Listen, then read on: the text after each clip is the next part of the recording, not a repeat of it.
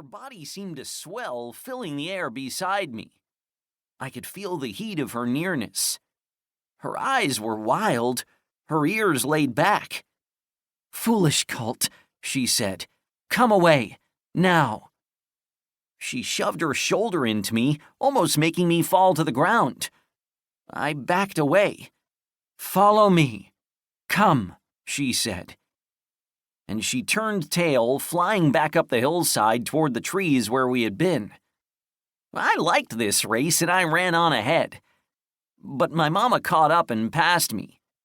She stopped short, so short that I couldn't stop. I bumped her big side. Then I tumbled back a bit. I stumbled over a rock and then I was lying on the ground. I looked up at her, surprised. I got my long legs back under me and untangled myself and stood up.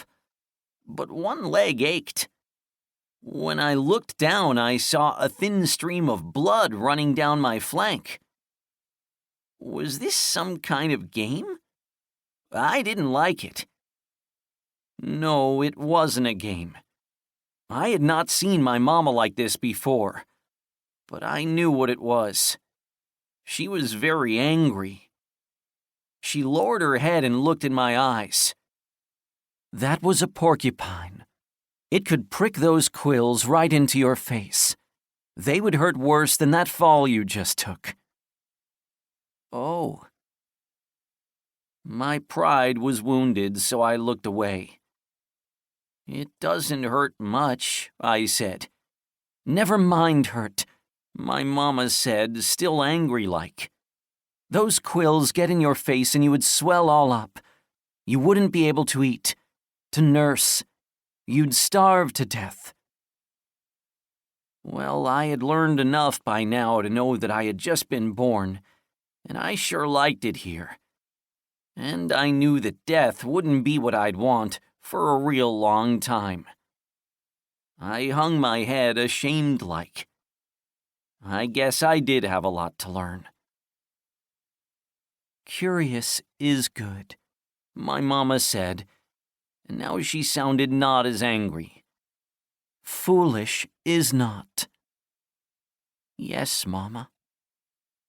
She seemed to relent some, because she whinnied at me, telling me to look up. I did and looked high in the sky. There were birds flying all about, wild black ones, and one that soared and swooped low. Mama said the soaring one was an eagle. I wondered what it would be like to be born an eagle, to have wings instead of legs and hooves. Then we saw an ugly-faced one that kept swooping down to look at something on the hillside. My mama got quiet when that big bird flew by, and she didn't say anything about it, but I could tell that she didn't like it much. I nudged myself closer, and Mama nudged me back. "What, Mama?" I asked her. "A buzzard," my Mama answered. "They're mean old birds. Come only when something is dead or dying."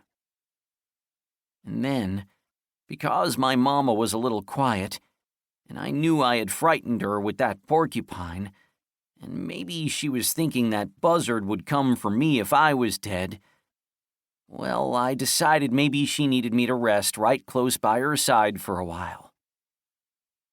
I closed my eyes and lay down, my legs stretched out. The sun was warm, and so many things whirled around inside my head. My Mama was nearby. She liked my spirit, and soon we would go back and meet the herd. Mama said most of the herd horses were like us, quarter horses. That meant we could run very, very fast, the fastest quarter mile that any horse on earth could run. Well, I knew that.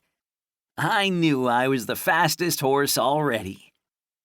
I flicked my ears a little bit when I was half asleep, just to let Mama know I was still there with her, maybe dreaming some. And then she was nudging me. "Time to get up, my little colt." Well, she didn't have to tell me twice.